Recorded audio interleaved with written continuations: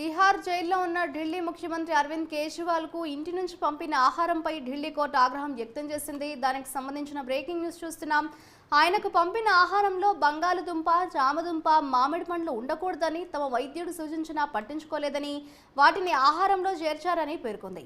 Medical ప్రిస్క్రిప్షన్లో లేని ఆహారాన్ని పంపితే ఎలా అనుమతించారని జైలు అధికారులను సిబిఐ, ఈడీ కేసుల ప్రత్యేక న్యాయమూర్తి కావేరి బవేజా ప్రశ్నించారు. మధుమేహంతో బాధపడుతున్న కేజ్రీవాల్ తన షుగర్ లెవెల్స్ పెంచుకొని మెడికల్ బెయిల్ పొందేందుకు జైల్లో రోజు మామిడి పండ్లు, ఆలు పూరి, స్వీట్లు తింటున్నారని ఈడీ ఆరోపించింది.